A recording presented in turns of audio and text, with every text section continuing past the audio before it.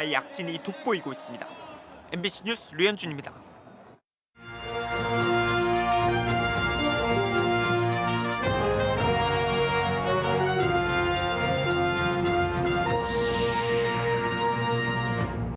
심야 택시난을 해결하기 위해 충청북도가 40년간 유지했던 택시 심야 할증 기준을 바꿉니다.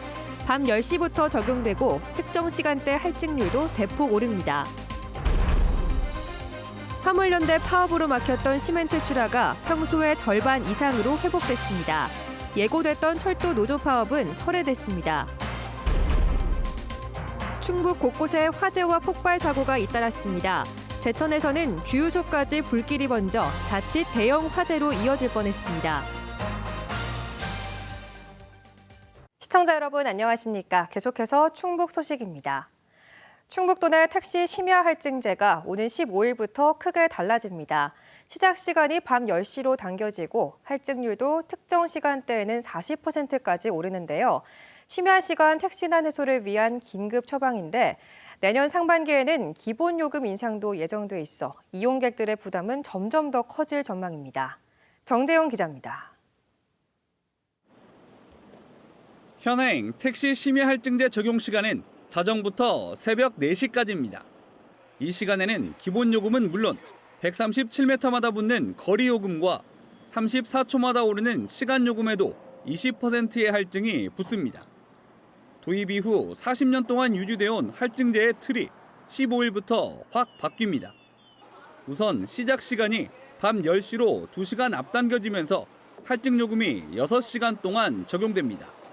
심야 손님이 가장 많은 밤 11시부터 새벽 2시까지 3시간 동안은 할증률이 40%로 대폭 오릅니다. 4.6km 운행을 가정하면 할증률 20%일 때 기본 요금보다 1,000원이, 할증률 40%일 땐 2,100원이 더 붙습니다. 기사들의 심야 운행과 신규 기사 유입을 유도하기 위한 고육지책입니다. 현재 충북도 내 심야 택시 가동률은 법인 35%, 개인 12% 정도로 추산됩니다. 택시 기사들이 배달이라든지 또 대리로 많이 이탈되었었거든요. 그분들이 다시 택시업계로 돌아올 수 있도록 심야 시간대에 그에 맞는 그 노동 강도에 맞는 이렇게 합리적인 보상을 줌으로써 할증 시간 확대는 서울에 이어 전국에서 2번째, 할증률 인상 역시 전국 3번째로 빠릅니다. 택시업계는 일단 환영하면서도 택시난 해소에 대해선 법인과 개인이 각기 다른 전망을 내놨습니다. 근무 시간이 자유로운 개인 택시는 야간에 짧고 굵게 일하는 기사들이 늘어날 거라고 예상한 반면 할증이 오르면 아무래도 야간에 더 많이 차들이 늘어나겠죠. 또 야간 일만 전문적으로 또 하는 사람들 많이 있겠지. 또 할증이 오르면.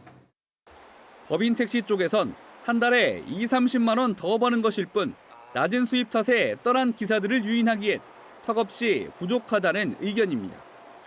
또 조합에선 당장 계획이 없다고 하지만 할증 요금이 오른 만큼 산업금격인 납입 기준금도 결국은 인상돼 기사 수입과 심야 운행 모두 별 변화가 없을 거란 전망도 나옵니다.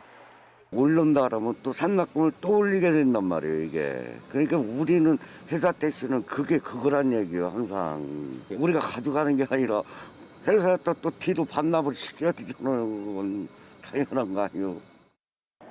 자칫 요금만 오르고 택시난은 지속될 수 있다는 우려에 대해 충청북도는 2배 이상의 심야 택시 투입을 업계에 요구할 계획이라고 밝혔습니다. 그러면서 내년 상반기에 4년 가까이 동결된 기본 요금이 인상되면 택시난 해소가 가속화될 것이라고 덧붙였습니다. MBC 뉴스 정재영입니다. 9일째 화물연대 총파업이 이어지는 가운데 충북 시멘트업계 출하량이 평소의 절반 이상 수준까지 회복됐습니다. 성신양의 단양공장은 오늘 0시부터 오후 5시까지 BCT 차량 522대가 들어와 평소 출하량의 절반 수준인 13,000여 톤을 출하했다고 밝혔습니다. 하늘시멘트와 아세아시멘트 등 도내 다른 공장들은 평소의 60에서 70%까지 출하량을 끌어올렸습니다. 한편 오늘부터 예고됐던 철도 노조 파업은 노사 간 협상 타결로 철회돼 시멘트 업계가 우려했던 최악의 상황은 피하게 됐습니다. 도내 시멘트 출하는 화물차 육송이 60%, 철도 수송이 40%를 차지하고 있습니다.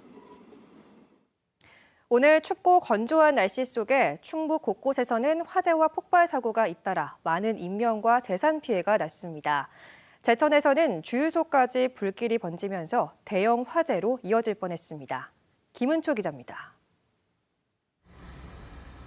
주유소 뒤편에서 시뻘건 화염과 검은 연기가 쉴 새 없이 솟구칩니다. 불이 난 곳은 주유소와 맞붙은 제천시 의림동의 한 잡화점.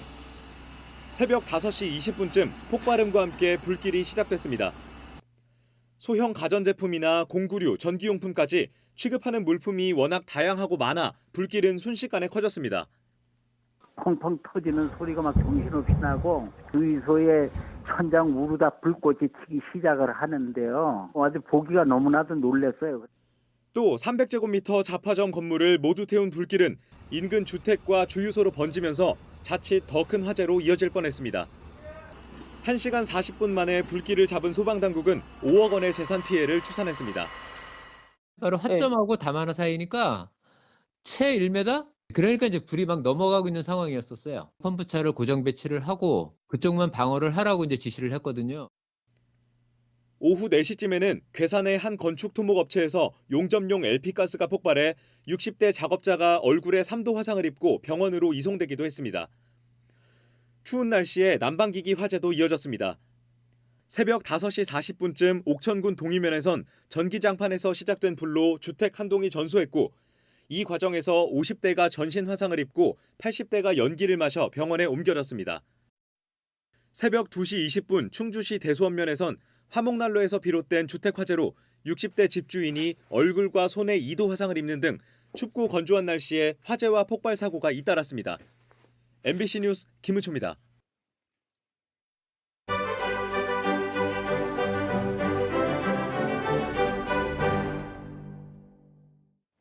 인간의 욕망과 환경 파괴는 예술의 주요 주제이기도 하죠.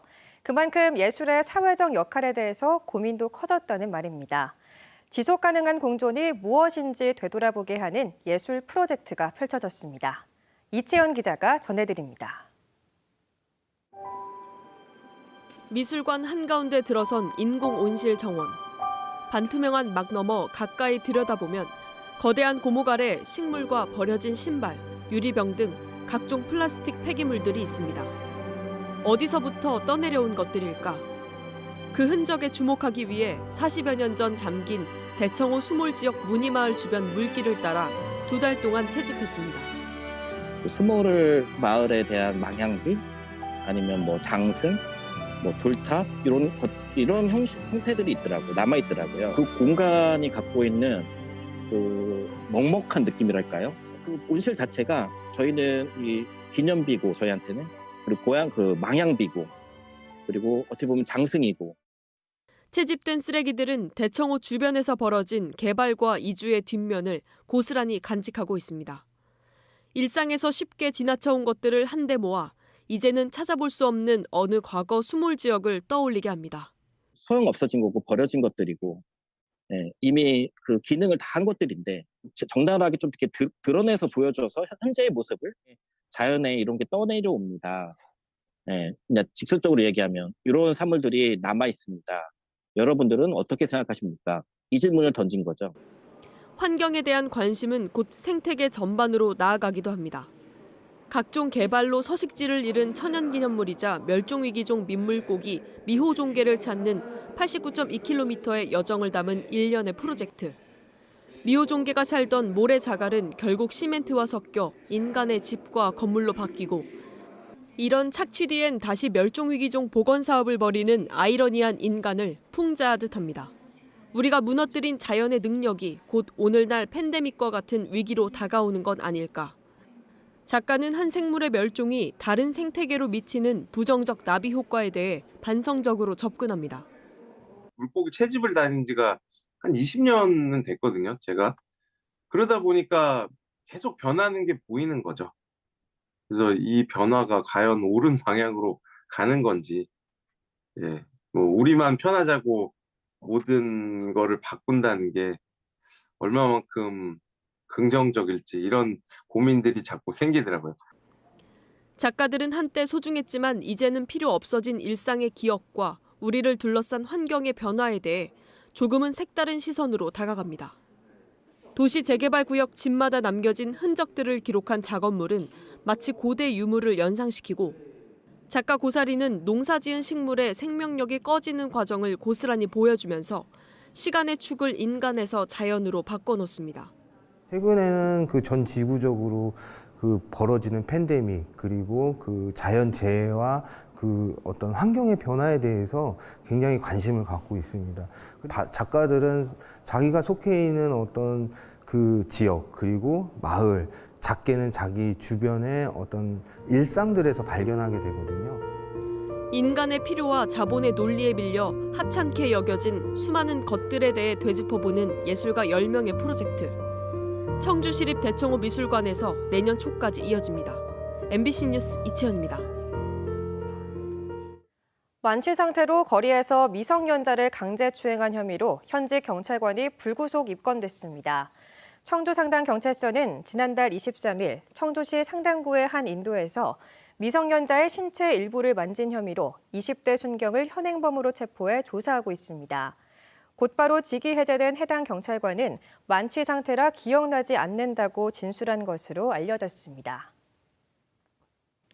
지난 6월 1일 지방선거와 관련해 선거사범 27명이 재판에 넘겨졌습니다.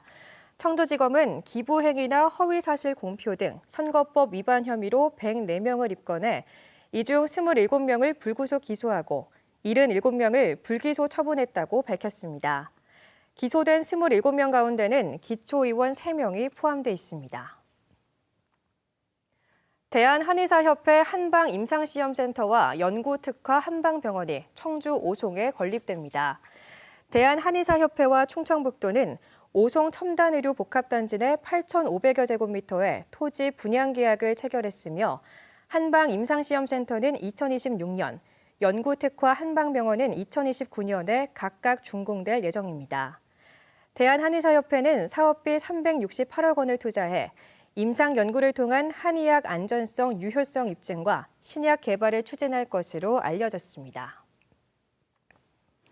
LH의 성면 불법 철거 실태를 연속 고발한 MBC 충북 조미애 김경호 기자가 언론노조 MBC본부 민주언론실천위원회 3분기 좋은 보도상을 받았습니다. 조미애 김경호 기자는 공기업인 LH가 법을 무시한 채 성면 자재를 무단으로 철거 배출한 사실을 고발해 국민의 안전과 알 권리 증진에 기여했다는 평가를 받았습니다.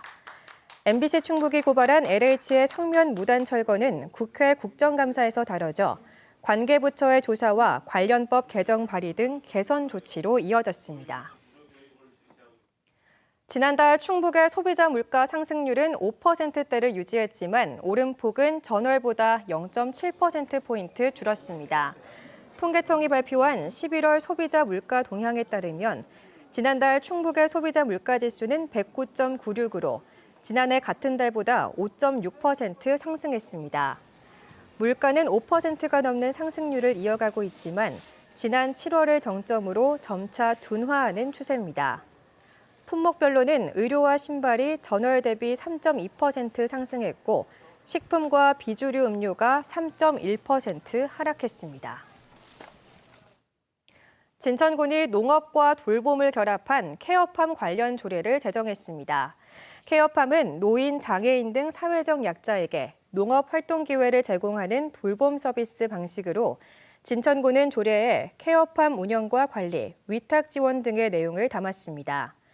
케어팜과 비슷한 개념으로 사회적 농업, 치유 농업 등이 있지만 케어팜을 특정해 관련 조례를 제정한 지자체는 진천군이 처음입니다.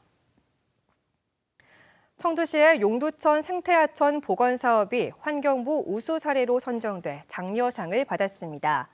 환경부는 청주시의 용두천 생태 복원을 통해 수질은 약간 좋음에서 좋음 단계로 올랐고 수달과 원앙이 출현하는 등 생물 다양성도 증가했다며 선정 이유를 밝혔습니다.